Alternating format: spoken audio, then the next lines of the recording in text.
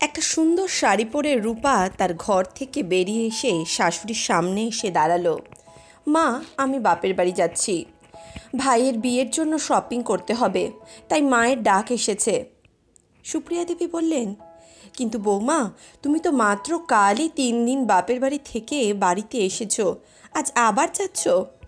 হ্যাঁ মা, আসলে কি হয়েছে জানেন, আমার ছোট বোন বাইরে থেকে এসেছে।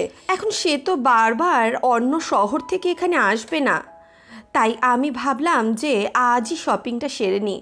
মাকে বলাতে মাও রাজি হয়ে গেল। সুপ্রিয়া দেবী বললেন, তা সব ঠিক আছে বৌমা, কিন্তু তোমার শ্বশুরবাড়ির প্রতিও তো কোনো দায়িত্ব আছে। তুমি জানো আমার হাঁটুর ব্যথা অনেক বেড়েছে, এখন ঠিকভাবে হাঁটতে চলতে পর্যন্ত পারি না, হাঁটা প্রায় বন্ধ হয়ে গেছে। খুব কষ্টে ধরে ধরে একটু চলাফেরা করি। এই অবস্থায় আমি তো সারা দিন ঘরেই বসে থাকি, ঘরের কোনো কাজকর্ম করতে পারি না। আচ্ছা মা, আপনাকে কোনো কাজ করতে হবে কেন? বৌদি তো আছে, উনি কাজ করে নেবে। একথা শুনে সুপ্রিয়া দেবীর বড় বৌমা তন্বী রান্নাঘর থেকে রাগে ফুঁসতে ফুঁসতে বাইরে বেরোলো। কি, আমি কি এবারের চাকর নাকি? সারা দিন শুধু আমিই কাজ করব, আর তুমি খুব খুশি মতো যখন তখন ব্যাগটা তুলে বাপের বাড়ি চলে যাবে? না না, ব্যাগ নামাও, চুপচাপ আমার সঙ্গে এখানে এসো, বাড়ির কাজ করো, বুঝলে? না, একদমই না, আমি এখন কোনো কাজ করতে পারছি না। আমার মা ডেকেছে, আমি অবশ্যই যাব, রূপা স্পষ্ট গলায় বলল। সুপ্রিয়া দেবী বললেন, কিন্তু বৌমা, তন্বী যা বলছে সেটা তো ভুল নয়। যেমন সে এই বাড়ির বউ, তেমনি তুমিও তো। তাহলে সে একা কেন সারা দিন রান্নাঘরের সমস্ত কাজ সামলাবে? রূপা জবাব দিল, আরে মা, একদিন যদি বৌদি কাজ করে তাহলে বুঝি মাথায় আকাশ ভেঙে পড়বে? কি এমন হয়ে যাবে? তা এই কথায় তন্বী রেগে গিয়ে বলল, এটা একদিনের কথা নয় রূপা, তুমি প্রতিদিনই কোনো না কোনো কাজের অজুহাতে নিজের কাজ থেকে ফাঁকি দাও, বাড়ির একটা কাজ করতে চাও না, সেজে গুজে ঘর থেকে কোনো না কোনো বাহানায় বেরিয়ে যাও। কাজ এড়িয়ে চলার এটা তোমার আজ নতুন অজুহাত, তাই না? রূপা বলল, আচ্ছা, এতই যদি তোমার আপত্তি হয় তাহলে বলো, আমি যদি বাপের বাড়ি যাই তোমার জ্বালা কেন? আমার বাড়ির লোক আমাকে ডেকেছে, আমি যাবই। সুপ্রিয়া দেবী আবার বললেন, কিন্তু রূপা বৌমা, বাড়ির কাজে তো তোমাকেও সাহায্য করতে হবে। এবার রূপা চেঁচিয়ে উঠল, সব কাজ তো আমিই করি, আর কি চাই, প্রাণটাও কি দিয়ে দেব নাকি? একথা শুনে বড় বউ তন্বী বলল, তাহলে ঠিক আছে মা, আমি আজ স্পষ্ট বলে দিচ্ছি, আমি আর একা বাড়ির কোনো কাজ করব না। এই কথা বলে তন্বী পায়ের শব্দ করতে করতে নিজের ঘরে চলে গেল। রূপা বলে উঠল, ঠিক আছে, আমিও কোনো কাজ করব না, আর এখন আমি বাপের বাড়ি যাচ্ছি। একথা বলে সে বাড়ির বাইরে বেরিয়ে গেল। সুপ্রিয়া দেবী আর জনার্দন বাবুর 2 ছেলে, মানব আর দেবজিৎ। বড় ছেলে মানবের স্ত্রী তন্বী এবং ছোট ছেলে দেবজিতের স্ত্রী হলো রূপা। মানব তার বাবার মুদি দোকানেই এখন কাজ করে। বলতে গেলে সম্পূর্ণ দোকানটা এখন মানবই সামলায়, কিন্তু দেবজিৎ সেই দোকানে কাজ করতে আগ্রহী নয়। সে ছিল এক বীমা কোম্পানির এজেন্ট, যদিও সেখান থেকে সে খুব একটা টাকা পয়সা উপার্জন করতে পারত না, তাই সে ভেবেছে সে সরকারি চাকরির চেষ্টা করবে। কিন্তু জনার্দনবাবু তাকে বারবার বলেছিলেন, দেখো, সরকারি চাকরি পাওয়া এত সোজা নয়, তুমি দোকানে কাজ করো। মানব সারা দিন একা একা দোকানে কাজ করে, তুমি যদিও তাকে সাহায্য না করো, সে কিভাবে সব কিছু সামলাবে? কিন্তু তাদের ছোট ছেলে তো কোনো কথা শুনতে রাজি ছিল না। কিছুক্ষণ পর জনার্দন বাবু বাড়ির ভেতরে এলেন এবং চেয়ারে বসে বললেন, সুপ্রিয়া, আজ খুব ক্লান্ত হয়ে গেছি। সুপ্রিয়া দেবী বললেন, কেন গো, দেবজিৎ কি আজও দোকানে আসেনি? না গো সুপ্রিয়া, জনার্দন বাবু বললেন। সে বলল, দোকানে বসতে তার ভালো লাগে না, সরকারি চাকরির ফর্ম দিতে হবে। কিন্তু তাকে কে বোঝাবে বলো, সরকারি চাকরি এত সহজে মেলে না। উপরন্তু দোকানে মানবের কত দরকার, ওকে খাটতে খাটতে ছেলেটার প্রাণ ওষ্ঠাগত। সুপ্রিয়া দেবী বললেন, হে ভগবান, এদিকে ছোট ছেলে দোকানে বসতে চায় না, আর ওদিকে ছোট বউ কোনো কাজ করতে রাজি না। জনার্দনবাবু বললেন, আচ্ছা সুপ্রিয়া, খুব খিদা পেয়েছে, বৌমাকে বলো না কিছু খেতে দিয়ে দিতে। তখন সুপ্রিয়া দেবী হাঁটুর যন্ত্রণায় কষ্ট করে রান্নাঘরের দিকে যেতে লাগলেন। জনার্দনবাবু বললেন, আরে সুপ্রিয়া, বৌমাকে ডাকো না, তুমি এত কষ্ট করে কেন খাবার দিতে যাচ্ছ? সুপ্রিয়া বললেন, কেউ তো আজ রান্নাই করেনি গো, তোমার ছোট বৌমা রোজকার মতো সাজগোজ করে বাপের বাড়ি চলে গেছে। আর দেখো, ওর দেখা দেখি বড় বৌমাও আজ রাগের চোটে কোনো কাজ করতে চায়নি, সকাল থেকে ঘরের দরজা বন্ধ করে বসে আছে। এটা শুনে জনার্দনবাবু তার বড় বৌমা তন্বীকে ডাকলেন। তন্বী বাইরে আসতেই জনার্দনবাবু বললেন, বৌমা, এটা কি চলছে বলো তো? তুমি রান্না করতে রাজি না। ছোট বৌমা তো বোকা, কিন্তু তুমি তো বুদ্ধিমান, তুমি তো এমনটা করো না। তোমাকে তো এই সমস্ত কিছু বুঝতে হবে, তাই না? তন্বী বলল, তাহলে আপনি বলুন বাবা, এটা কতদিন চলবে? সারা দিন আমি রান্নাঘরে ঘাম ঝরাবো কেন? আপনার ছোট বউয়ের হাতে কি মেহেন্দি লেগেছে নাকি? আর সে তো সারাটা দিন এইভাবেই কোনো না কোনো অজুহাতে ঘর থেকে বেরিয়ে যাওয়ার প্ল্যান করে। আর এদিকে আমার স্বামী সারা দিন সংসারের কাজ করবে, সংসারের দায়িত্ব নেবে, আর দেবচিৎ গায়ে হাওয়া লাগিয়ে ঘুরে বেড়াবে। সংসার খরচ আমরা টানবো, আমার স্বামী সংসারের কাজ করবে, আমি ঘরের কাজ করব, আর তারা দুজন গায়ে হাওয়া লাগিয়ে ঘুরে বেড়াবে, নিজেদের জীবন সুখে শান্তিতে কাটাবে। এটাই কি ছিল আমাদের কপালে? জনার্দনবাবু মাথা নেড়ে বললেন, তোমার কথা ঠিক বৌমা, আমি ওদের দুজনের সঙ্গেও এই বিষয়ে কথা বলবো, তবে আপাতত তুমি রান্নাঘরে চলো, আমার খুব খিদে পেয়েছে। আর মানবের জন্য তো টিফিন নিয়ে যেতে হবে। তন্বী সোজা সাপটা বলে দিল, কিন্তু আমি তো এই সমস্যার সমাধান না হওয়া পর্যন্ত রান্নাঘরে যাব না। কথা বলে তন্বী রেগে মেগে নিজের ঘরে চলে গেল। বড় বউয়ের এই রূপ মনোভাব দেখে জনার্দনবাবু এবং সুপ্রিয়া দেবী একেবারে হতভম্ব হয়ে গেলেন। সুপ্রিয়া দেবী কষ্ট করে সবার জন্য কোনো মতে রান্না করলেন, কিন্তু এখন আর জনার্দনবাবু চুপ করে থাকা ঠিক মনে করলেন না। সন্ধ্যা হতে হতে ছোট ছেলে দেবজিৎ এবং তার স্ত্রী রূপা বাড়ি ফিরে এলো। বড় ছেলে মানবও দোকান থেকে বাড়ি ফিরল। হ্যাঁ বাবা, আপনি ডাকছিলেন? দুই ভাই বাবার সামনে বসে পড়ল। জনার্দনবাবু বললেন, দেবজিৎ, এবার তোমাকে নিজের দায়িত্বটা বুঝতে হবে। মানে কি বলছেন বাবা? দেবজিৎ জিজ্ঞেস করল। মানে এই যে তোমার বড় ভাই আর কতদিন একা পুরো সংসার টানবে। আমি ভাবছি এবার হয়তো আলাদা করে দেওয়া ভালো, যাতে প্রতিদিন এই ঝগড়া বিবাদ বন্ধ হয়ে যায়। তখন মানব বলল, কিন্তু বাবা, আমার তো মনে হয় না যে আলাদা হয়ে যাওয়া কোনো সমস্যার সমাধান হবে। যদি প্রত্যেকে নিজের দায়িত্বটা বোঝে এবং একসঙ্গে কাজ করে, তাহলে সব ঠিক হয়ে যেতে পারে। সাথে বসে থাকা সুপ্রিয়া দেবী বললেন, বাপরে, যদি সবাই নিজের দায়িত্ব বুঝতো তাহলে তো কোনো সমস্যাই থাকতো না। কিন্তু এই বাড়িতে তো সবাই নিজের ইচ্ছার মালিক, আর তুই বা কতদিন নিজের ছোট ভাইয়ের পরিবারকে টানবি বল? এমন কথা শুনে পাশে দাঁড়িয়ে থাকা ছোট বউ রূপা তৎক্ষণাৎ বলে উঠল, কেন মা, এমন কি করেছে উনি আমাদের জন্য? আমরা নিজেরা উপার্জন করি, নিজেরাই খাই, তারপরও সারা দিন কেবল কথা শুনতে হয়। আমি বলি বরং বাড়ি ভাগ করাই ভালো হবে, প্রতিদিন এই কষ্ট তো সহ্য করতে হবে না। তখন বড় বউ তন্বী রেগে গিয়ে বলল, হ্যাঁ হ্যাঁ, সব জানি, তুই তো এইভাবেই বাড়ি ভাগ করতে চাইছিলিস, যাতে মা বাবার দায়িত্ব তোকে আর নিতেই না হয়। সমস্ত দায়িত্ব তুই আমার কাঁধে চাপাতে চাইছিস, কিন্তু এবার আমি ঠিক করে নিয়েছি, আমি আর তাদের কোনো কাজ করব না। যথেষ্ট করেছি এতদিন। ছোট বউ রূপা সঙ্গে সঙ্গে জবাব দিল, কেন দিদি, আমি কি চুক্তিতে লিখে নিয়ে এসেছিলাম যখন এই বাড়িতে আসবো তখন ওদের দায়িত্ব আমি নেব? আমি কি এই বাড়ির দাসী নাকি? এক কথা দু কথায় দুই জায়ের মধ্যে তুমুল ঝগড়া বেঁধে গেল।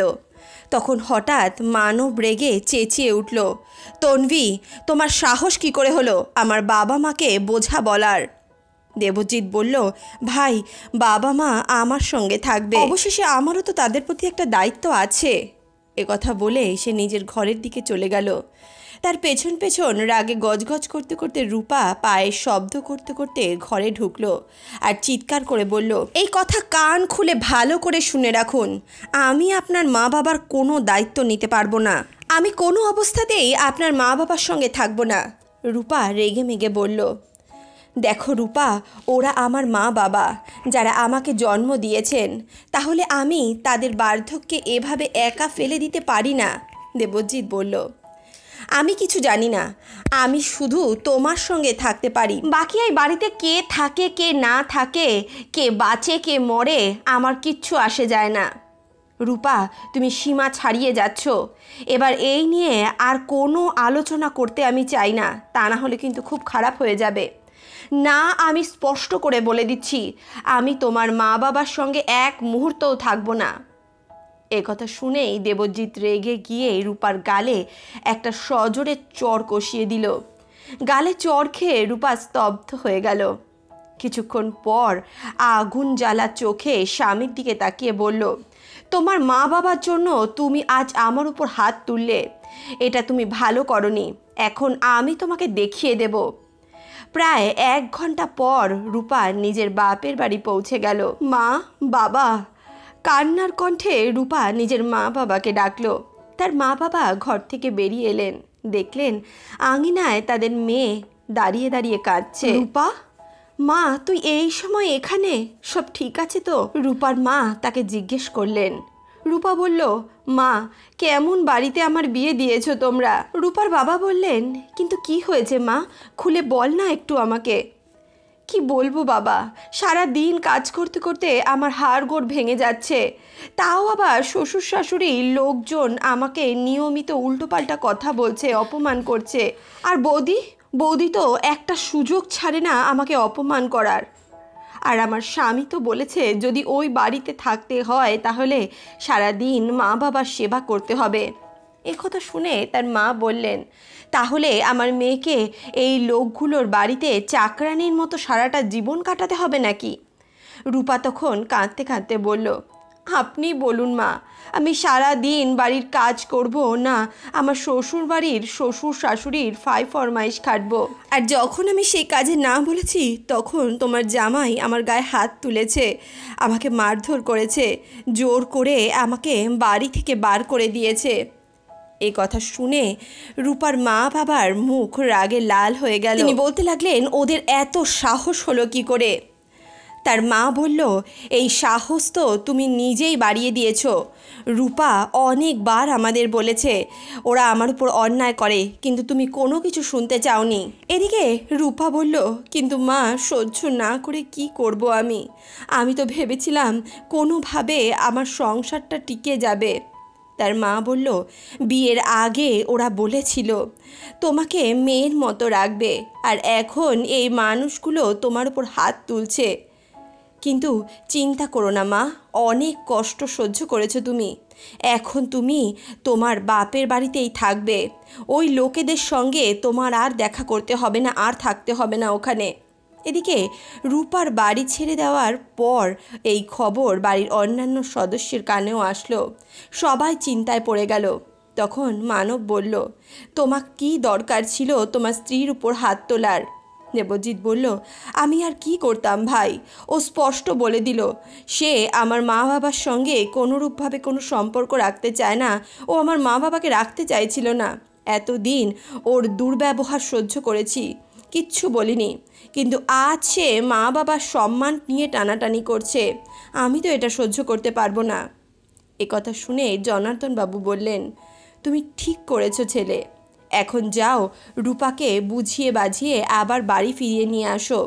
না বাবা, আমি ওকে আনতে যাব না, সে আসুক বা না আসুক আমার এতে কোনো আসে যায় না। বলতে বলতে দেবজিৎ সেখান থেকে চলে গেল। কিন্তু জনার্দনবাবু ছেলের সংসার ভাঙতে দিতে পারলেন না, তাই শেষমেশ তিনি রূপার বাপের বাড়ি যাওয়ার সিদ্ধান্ত নিলেন। পরদিন তিনি রূপার মায়ের বাড়ি পৌঁছলেন। তাকে দেখে রূপার বাবার চোখ লাল হয়ে উঠল। জনার্দনবাবু ছেলের ব্যবহারের জন্য হাত জোর করে ক্ষমা চাইলেন। তখন রূপার বাবা জোরে গলায় বলতে লাগলো, ভালো, আগে আমার মেয়েকে আপনারা অত্যাচার করলেন আর এখন এসেছেন ক্ষমা চাইতে। কি ভেবেছিলেন তোমাদের ওই নরকে আমি আবার আমার মেয়েকে পাঠিয়ে দেব? দয়া করে এমনটা বলবেন না দাদা। যদি এমন কিছু একটা ঘটনা ঘটে তাহলে জাত সমাজে আমাদের সম্মান কোথায় থাকবে? জনার্দনবাবু বললেন। রূপার মা বলল, এ কথা তখন ভাবা উচিত ছিল যখন আপনার ছেলে আমার মেয়ের উপর হাত তুলেছিল। বৌদি, রূপা আপনাকে এতটুকু তো বলেছে যে দেবজিৎ ওর উপর হাত তুলেছে, কিন্তু এটা কি বলেনি কেন ও এমনটা করেছিল? দোষ তো আপনার মেয়েরও কম নয়। কথা শুনে রূপা কাঁদতে কাঁদতে বলতে লাগলো, দেখেছো তো বাবা, এমনই ওরা আমার সঙ্গে করে, সব দোষ সব সময় আমার উপর দিয়ে দেয়। আগে আমাকে মারধর করলো, এখন বলছে এর পেছনেও আমারই দোষ।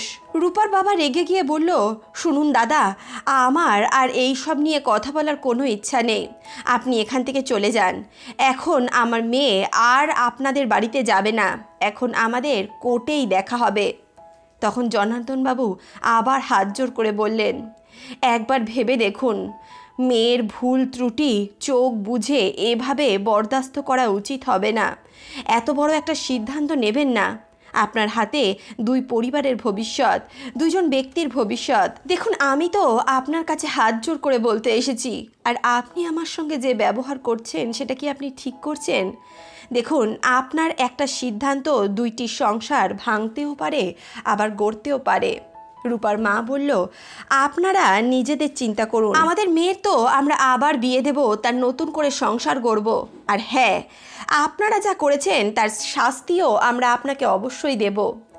নিজের মুখ কালো করে জনার্দনবাবু বাড়ি ফিরলেন। সুপ্রিয়া দেবী জিজ্ঞেস করলেন, কি হলো গো, উনি রূপাকে ওখানেই রেখে দিলেন? রূপাকে তুমি সঙ্গে আনলে না? না সুপ্রিয়া, ওরা তো স্পষ্ট বলে দিল। আমি তো ওদের সামনে হাত জোর করে ক্ষমা চাইলাম, কিন্তু না, রূপা ফিরতে রাজি না, আর না তো তার বাবা মা তাকে পাঠাতে রাজি হলো। এখন তো কোর্টে মামলা করার হুমকি দিচ্ছে। Court case? এত বড় ব্যাপার তো ছিল না। সুপ্রিয়া দেবী দেবজিতের দিকে তাকিয়ে এই কথা বললেন। তিনি বলতে লাগলেন, দেখ বাবা, এখন ওকেই তোর বুঝিয়ে এখানে আনতে হবে। মা, এত চিন্তা করার দরকার নেই, রূপা ওর বাপের বাড়িতে থাকুক। যে আমার মা বাবাকে আপন করে নিতে পারে না, তার মতো স্ত্রী আমার দরকার নেই। আর কেস করুক, তাতে আমার কোনো আসে যায় না। বললেন, দেখ বাবা, এরকম অহংকারী সংসার ভেঙে যায়। তাই বলছি, বড় করার বদলে বিষয়টা মিটিয়ে নেওয়া বুদ্ধিমানের কাজ। মা, এখন বিষয়টা অনেক বড় হয়ে গেছে, যা হওয়ার হবে। এমনটা বলে দেবজিৎ চলে গেল। পেছনে দাঁড়িয়ে থাকা বড় বউ তন্বী এই সব কথা শুনছিল। এই ঘটনার একদিনও পার হয়নি। দুপুরে মানব দোকান থেকে ফিরে দেখল তার মা বসে কাপড় কাচ্ছে। সে অবাক হয়ে গেল, সব বুঝতে পারছিল। সে দ্রুত পায়ে ঘরে গিয়ে জোর গলায় বলল, তন্বী, এসব কি চলছে? কেন, আমি কি করলাম? তন্বী বলল, এখন মা বাবার দুটো কাপড় কাচাও কি তোমার এত কষ্ট হয়ে যাচ্ছে? এই বয়সে হাঁটুর ব্যথা নিয়ে উনি বাইরে বসে বসে কাপড় কাচ্ছে। তাই আমি কতদিন একা একা বাড়ির সমস্ত কাজ করব বলো তো? এটা তোমার কাছে ছোট কাজ লাগতে পারে, কিন্তু আমার পক্ষে এত কাজ করা আর সম্ভব নয়। সে রানী মতো মায়ের বাড়ি গিয়ে আরাম করে বসে আছে, আর আমি একা সব কাজ করব কেন? রান্নাঘরের কাজের চাপে আমি কি সারা দিন পিষে যাব? দেখো তন্বী, তুমি যা করছো সেটা একদম ঠিক না। তন্বী চিৎকার করে উত্তর দিল, আমি জানি কোনটা ঠিক আর কোনটা ভুল। আজ থেকে আমি শুধু নিজের কাজই করব, আর কারোর জন্য রান্না করব না, অন্য কোনো কাজ করব না। এই বলে সে পায়ে শব্দ করতে করতে রান্নাঘরের দিকে চলে গেল। ওদিকে রূপার বাবার চিন্তা বেড়েই চলেছিল। তিনি রূপার কাছে গিয়ে বললেন, আচ্ছা রূপা, দেবজিৎ কি ফোন টোন করেছিল? রূপা বলল, না, কোনো ফোন করেনি, আর করবেই বা কেন? ওই তো সমস্ত নষ্টের গোড়া। তখনই তার বাবা বলতে লাগলো, হ্যাঁ ঠিক আছে, আমি কাল উকিলের সঙ্গে কথা বলে এসেছি, তোমার শ্বশুরবাড়িতে গিয়ে পণ প্রথার মামলা দায়ের করব। কিন্তু বাবা, পণের তো কোনো প্রসঙ্গ ওঠেনি। সে তো আমরাও জানি, কিন্তু উকিল বলছে কেস শক্ত করার জন্য কিছু কৌশল নিতে হবে। পণের কথা খুব জরুরি ছিল। এবার দেখো কিভাবে আমি ওদের শিক্ষা দিই। তোমার পায়ে পড়ে ক্ষমা চাইবে ওরা। একথা শুনে তার মা বলতে লাগলো, একদম ঠিক করেছো, এবার ওদের বোঝা দরকার পরের মেয়েকে কষ্ট দিলে কি পরিণতি হতে পারে। জেল খাটলেই ভালো হবে, যখন জেল খাটবে তখনই বুদ্ধি হবে। তুমি কোনো চিন্তা করো না মা, এখানে থেকে বিশ্রাম নাও। এমনটা বলে তার বাবা ঘর থেকে বেরিয়ে গেল। ওদিকে তন্বী যখন নিজের রান্নার আলাদা করে নিল, তখন মানব ও তার মা বাবা কিছু না বললেও তারা এই বিষয়ে খুব কষ্ট পাচ্ছিল। আজ রবিবার, সে বিছানায় চুপচাপ শুয়েছিল। মাথায় যেন ঝড় উঠছিল তার, বিভিন্ন চিন্তা তাকে ঘিরে ধরছিল। তখন তন্বী এসে বলল, শোনো, সকাল 10টা বাজে, কিন্তু এখনও কিছুই খাওনি। রাতে তো না খেয়েই ঘুমিয়ে পড়েছিলে। আমি নাস্তা বানিয়েছি, ওঠো, চলো খেয়ে নিই। তখনই মানব বলল, আমি তখনই খেতে বসবো যদি তুমি মা বাবার জন্য নাস্তা তৈরি করো। ওরা আমার ভালোবাসার মন্দির, ওরা আমার মা বাবা। ওরা যদি না খায় তাহলে আমিও খেতে পারবো না। এতে তন্বী প্রচণ্ড রেগে গেল। সে বলতে লাগলো, আচ্ছা, এখনও তুমি সেই কথা নিয়ে পড়ে আছো? কিন্তু আমারও জেদ, আমি আর ওদের জন্য রান্না করব না, তাহলে আমিও খাবো না, এটা তুমি স্পষ্ট শুনে রাখো। তন্বী পাল্টা বলল, তাহলে না খেয়েই থাকো, আমি কি তোমার খাওয়ার ঠেকা নিয়ে রেখেছি নাকি? মানব চিৎকার করে বলল, তাহলে চলে যাও এখান থেকে, এখানে দাঁড়িয়ে দাঁড়িয়ে আমার সঙ্গে নাটক করছো নাকি? তন্বী রেগে বলল, তাহলে শুনে রাখো, আমিও রূপার মতোই আমার বাপের বাড়ি চলে যাব। মানব বলল, যাও, সেটাই ভালো হবে। তোমাকে কে আটকে রেখেছে এখানে? তাহলে শোনো, আমি যদি একবার চলে যাই আর ফিরে আসবো না, বলে তন্বী ব্যাগ গুছিয়ে বেরিয়ে গেল। তন্বীকে হঠাৎ বাড়ি থেকে এইভাবে বেরিয়ে যেতে দেখে তার মা বাবা অবাক হয়ে গেল। এদিকে তন্বী যখন নিজের বাড়িতে পৌঁছল, তখন তারাও অবাক হয়ে গেল। কিরে, হঠাৎ এখানে? না কোনো ফোন, না কোনো খবর। ফোন তো করতে পারতিস একটা আসার আগে। ফোন করার সময় ছিল না বাবা। কি হয়েছে, সব ঠিক আছে তো? কিছুই ঠিক নেই। একদিকে আমার শ্বশুর শাশুড়ি, যারা আমার প্রাণ ওষ্ঠাগত করে ফেলেছে, আর অন্যদিকে তোমার জামাই, সে এখন আমার সঙ্গে ঠিকমতো কথাও বলে না। বাবা বললেন, তাহলে এর মানে তুই ঝগড়া করে চলে এসেছিস? হ্যাঁ বাবা, আর আমি ওখানে কখনো ফিরে যাব না। আর আমার উপায় বা কী ছিল? রূপা তো আগেই চলে গেছে, আর পুরো কাজ চাপিয়ে দিয়ে গেছে আমার উপর। আমি কি কেবল শ্বশুর শাশুড়ির চাকরানি হয়ে থাকবো নাকি? আর এদিকে স্বামী দিন রাত তাদের পক্ষ নিয়েই কথা বলে। আমি কি করব ওখানে থেকে? ওখানে আমার কোনো সম্মান নেই, শুধু দিন রাত কাজ করতে হয় আর ওদের কথা শুনতে হয়। শুনে তানভীর মা বলল, তো শ্বশুর শাশুড়ির একটু কাজ করতে হবে বলেই তুই এখানে চলে আসলি? আমরা তো তোকে এমন শিক্ষা দিইনি মা। তখনই তানভী বলল, কিন্তু মা, ওনারা কি শুধু আমার শ্বশুর শাশুড়ি, রূপার নয়? না মা, এভাবে ভাবিস না। সংসারের বড়রা বোঝা নয়, তারা আমাদের জন্য আশীর্বাদ। তাদের সেবা করার সৌভাগ্য সবার হয় না। বলতো, বিয়ের পর কত বছর হয়েছে, কোনো দিনও ওরা তোকে বকাবকি করেছে, তোর সঙ্গে খারাপ ব্যবহার করেছে? না মা, তা করেনি। তোর স্বামীও তো সব সময় আমাদের সম্মান করে। তোর বাবার হার্ট অ্যাটাকের সময় তো সে কত সাহায্য করেছে আমাদের, কত ছোটাছুটি করেছে। এমন জামাই আর কোথায় পাবি বলতো? এবার বলো তো, যদি ওরা শুধু চায় যে তুই একটু ওদের খেয়াল রাখিস, তাহলে তাতে দোষের কি আছে? মায়ের কথা শুনে তন্বীর মাথা নিচু হয়ে গেল। জানি মা, তুই শুধু ওদের একটু ভয় দেখাতে চেয়েছিলি, কিন্তু এমন কিছু কথা, এমন কিছু ঘটনা আমাদের জীবনে বড়সড় পরিবর্তন আনতে পারে। তন্বী বলল, হ্যাঁ মা, আমি শুধু মানবকে একটু ভয় দেখাতেই চেয়েছিলাম, কিন্তু ও যখন আমাকে বলল যে ঠিক আছে তুমি তাহলে বাড়ি ছেড়ে চলে যাও, তখন আমার এই কথাটা খুব অপমানজনক লাগলো, তাই আমি ছেড়ে চলে আসলাম। কিন্তু মা, এখন কোন মুখে ওখানে ফিরে যাব? তন্বী কথা বলে কাঁদতে লাগলো। এদিকে দুই বউয়ের অবস্থা দেখে জনার্দনবাবু চিন্তায় ডুবে গেলেন। সুপ্রিয়া দেবী ওনার পাশে এসে বসলেন, বললেন, কি ভাবছো এত? ভাবছি একটা সময় এই পরিবারে কত হাসি খুশি ছিল, আজ দেখো দুই বউ চলে গেছে। ছোট বউ রুক্ষ মনে মামলা করতে চলেছে, আর বড় বউ তন্বী, তার কাছ থেকে তো এমনটা কখনোই আশা করিনি। তখনই দরজায় ঘণ্টা বাজল। জনার্দন বাবু দরজা খুলে দেখলেন তন্বী এসেছে তার বাবার সঙ্গে। ঘরে এসে তন্বী শ্বশুর শাশুড়ির পা ধরে ক্ষমা চাইল। তন্বীর বাবা বললেন, আমার মেয়ের হয়ে আমি ক্ষমা চাইছি। সমস্ত ঘটনা জানার পর সঙ্গে সঙ্গেই ওকে নিয়ে ফিরে এসেছি। জনার্দনবাবু বললেন, না না ভাই, আপনি কেন ক্ষমা চাইছেন? মেয়েটা ফিরে এসেছে, এটাই অনেক। কিছুক্ষণ কথাবার্তা বলে তন্বীর বাবা চলে গেলেন। তন্বীর ফিরে আসায় সুমিত্রা দেবী আর জনার্দন বাবু যেন হাঁফ ছেড়ে বাঁচলেন। সন্ধ্যায় যখন মানব বাড়ি ফিরল, তখন সে তন্বীর সঙ্গে কোনো কথা বলল না। তাকে এক প্রকার উপেক্ষা করেই সোজা নিজের ঘরে চলে গেল। তন্বী ধীরে ধীরে তার পেছনে গিয়ে বলল, শোনো, আমি অনেক ভুল করে ফেলেছি। মা বাবা আমাকে সব বুঝিয়ে দিয়েছেন। আমি কথা দিচ্ছি এবার থেকে মা বাবার প্রতি কোনো অবিচার করব না, তাদের যত্নে কোনো ত্রুটি করব না।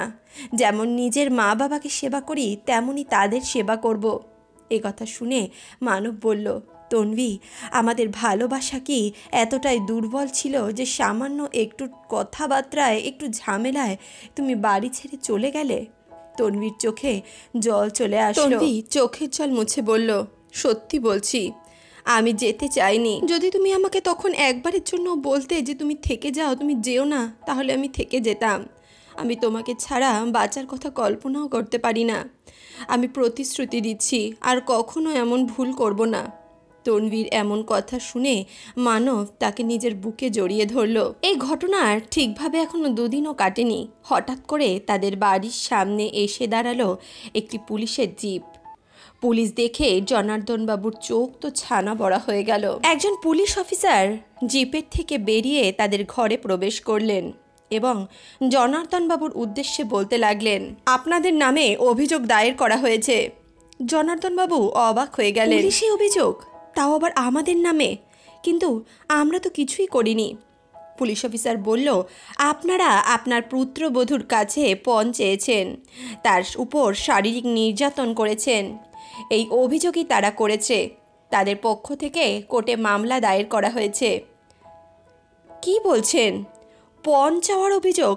আমরা তো কোনোদিন এমন কোনো কাজই করিনি।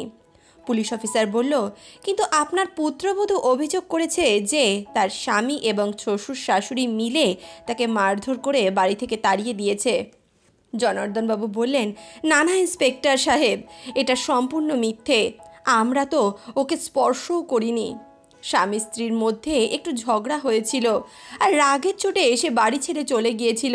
আমি ওকে ফিরিয়ে আনার জন্য ওদের বাড়িতেও গিয়েছিলাম, হাত জোর করে বলেছিলাম, কিন্তু তারা রাজি হয়নি। তখন ইন্সপেক্টর বললেন, দেখুন, ভালো হয় যদি আপনারা নিজেদের মধ্যে এই ঘটনার মীমাংসা করে ফেলেন, নইলে মামলা কোর্টে চলছে আর পরিবারের সম্বন্ধে বাইরে উল্টোপাল্টা কথা হবে, টানাপোড়েন হবে। দেখুন, আপনারা 24 ঘন্টা সময় পাচ্ছেন। এই সময়ের মধ্যে বিষয়টা মিটিয়ে নিলে আগামীকাল থানায় হাজিরা দিয়ে সমস্ত লেখাপড়ি করে নেবেন। আর যদি না মেটাতে পারেন তাহলে তাও আগামীকাল কোর্টে হাজিরা দিতে হবে আপনাদের। একথা শুনে জনার্দন বাবু আর সুপ্রিয়া দেবীর বুক যেন ধরপড় করতে লাগলো। জনার্দন বাবু হাত জোর করে বললেন, ঠিক আছে ইন্সপেক্টর সাহেব, আমি ওদের সঙ্গে কথা বলছি। তারপর তিনি নিঃশব্দে উঠানে রাখা একটি চেয়ারের উপর বসে পড়লেন। সন্ধ্যায় যখন মানব আর দেবজিৎ বাড়ি ফিরল, তখন জনার্দন বাবু তাদের সব ঘটনা খুলে বলল। পণের অভিযোগ শুনে দেবজিৎ প্রচণ্ড রেগে গেল। সে বলতে লাগলো, ওদের এত সাহস হয় কি করে? আমাদের নামে এমন জঘন্য অভিযোগ দিয়েছে। তখন মানব বলল, না রে দেব, রাগ করে কিচ্ছু হবে না, আগে ফোন করে শান্তভাবে কথা বল। নিশ্চয়ই কোনো না কোনো ব্যাপার এখানে একটা ঘটেছে। দেবজিৎ তার স্ত্রী রূপাকে ফোন করলো, কিন্তু ফোন তুলল তার শ্বশুর। জনার্দন বাবু তার কাছ থেকে ফোন নিয়ে নিল আর বলতে লাগলো, দেখুন দাদা, আপনি যেটা করছেন সেটা কি ঠিক করছেন? দেবজিৎ বলল, আচ্ছা বাবা, এতটুকু কথার জন্য আপনারা থানায় অভিযোগ করে দিলেন? আচ্ছা, আপনি যদি মনে করেন আমরা কোনো ভুল করেছি তাহলে আপনি আমাদের সঙ্গে কথা বলে নিতে পারেন। পরিবার মানে তো সম্পর্ক, আর সম্পর্ক মানে বোঝাপড়া, আইন নয়। ওপাশ থেকে রূপার বাবা কিছুক্ষণ চুপ করে থাকেন, তারপর ধীরে ধীরে বলেন, কিন্তু দেবজিৎ, তোমার আমার মেয়ের সঙ্গে এমনটা করা কখনোই উচিত হয়নি। তুমি কেন ওকে এইভাবে মারতে গেলে? তুমি জানো না ও আমার একমাত্র মেয়ে। আমরা ছোটবেলা থেকে সব সময় ওকে আদরে মানুষ করেছি। দেবজিৎ বলল, দেখুন, আপনার মেয়ে আমার বাবা মার সঙ্গে অন্যায় করেছে। সে আমাকে বলেছিল সে আর আমার বাবা মার সঙ্গে থাকতে চায় না, সে আমার বাবা মাকে খেতে দিতে পারবে না। সে নাকি শুধু আমার সঙ্গে সংসার করতে এই বাড়িতে এসেছে, আমার বাবা মার প্রতি তার কোনো দায়িত্ব নেই। আপনি বলুন, একটা ছেলে নিজের বাবা মার প্রতি এমন কটু কথা শোনার পর আর কি সহ্য করতে পারে? তার উপর আপনার মেয়েকে আমি অনেক বোঝানোর চেষ্টা করেছিলাম, কিন্তু ও আমার কোনো কথাই বুঝতে চায়নি। সব কথা শোনার পর রূপার বাবা নিজের ভুল বুঝতে পারলেন। তিনি বললেন, আমি তো জানতাম না বাবা এমন একটা ঘটনা ঘটেছে। আমি তো শুধু মেয়ের কথা শুনেই এমন একটা সিদ্ধান্ত নিয়েছিলাম। এদিকে এতদিনের মধ্যে রূপাও নিজের ভুল বুঝতে পেরেছিল। সে জানতো তার বাবা ওদের বিরুদ্ধে যে পণ প্রথার মামলা করেছিল সেটা একেবারেই ঠিক নয়। তার শ্বশুর শাশুড়ি, তার স্বামী কখনোই তার উপরে এমন কোনো বোঝা চাপিয়ে দিতে চায়নি। তারা তো সব সময় তার সব কথা শোনার চেষ্টা করেছে। রূপা ফোনটা কেড়ে নিয়ে বলল, আমি দুঃখিত। সেদিন যদি আমি দিদির কাজে হাত লাগাতাম তাহলে এই পরিস্থিতি কখনোই হতো না। আমি নিজের স্বার্থ আর আত্ম অভিমান নিয়ে এতটাই ব্যস্ত ছিলাম যে ভালোবাসা আর দায়িত্বের মূল্য ভুলে গেছিলাম। দেবজিৎ শান্ত স্বরে বলল, রূপা, সম্পর্ক বাঁচে বিশ্বাসে, আর বিশ্বাস তৈরি হয় ক্ষমায়। চলো আমরা নতুন করে শুরু করি। এরপর দুই পরিবার একত্রিত হয়ে থানায় গিয়ে অভিযোগ প্রত্যাহার করলো। ইন্সপেক্টর বিস্ময় হয়ে গেলেন। আজকাল যেখানে পরিবার মানে শুধুই বিভেদ, সেখানে আপনাদের মধ্যে এত সুন্দর মীমাংসা হওয়াটা খুবই অবাক করলো আমাকে। তিনি জনার্দন বাবুকে হাসি মুখে কথা বললেন। সেদিন সন্ধ্যায় সুপ্রিয়া দেবী নিজ হাতে তার দুই বৌমা, তার দুই ছেলের জন্য রান্না করলো। সঙ্গে তার দুই পুত্রবধূও তার হাতে হাতে সাহায্য করলো। রাতে তানভি নিজে সুপ্রিয়া দেবীর পায়ে তেল মালিশ করে দিল। বলল, মা, আমি আজ বুঝেছি, যাদের আমি শুধু দায়িত্ব মনে করতাম তারা তো আসলে আমার নিজের মানুষ। রাতে রূপা দেবজিৎকে বলল, আমি আর কখনো পরিবার থেকে আলাদা হব না। সম্পর্ক মানে শুধু ভালোবাসা নয়, দায়িত্ব আর সহানুভূতি। দেবজিৎ, আমাকে তুমি ক্ষমা করে দাও। দেবজিৎ রূপার হাতে হাত রাখল এবং তারপর তারা জীবনের নতুন এক সূচনা করলো। বন্ধুরা, পরিবার মানেই সবসময় সুখে থাকা নয়, বরং একে অপরের পাশে থাকা, ভুল ক্ষমা করা, বোঝাপড়া করা আর শ্রদ্ধা দিয়ে সম্পর্ক রক্ষা করা। সম্মান, সহানুভূতি আর দায়িত্ববোধই একটি পরিবারের প্রকৃত ভিত্তি। তাহলে বন্ধুরা, আজকের এই কাহিনী, আজকের এই প্রসঙ্গ আপনাদের কেমন লাগলো কমেন্ট বক্সে অবশ্যই লিখে জানাবেন। ভিডিওটি ভালো লাগলে অবশ্যই ভিডিওটিতে একটি লাইক করুন। বন্ধু বান্ধব আত্মীয় পরিজনের সঙ্গে ভিডিওটি শেয়ার করুন। দেখা হচ্ছে নতুন কোনো কাহিনীর সঙ্গে, নতুন কোনো ঘটনার সঙ্গে। ততক্ষণের জন্য সুস্থ থাকুন, ভালো থাকুন।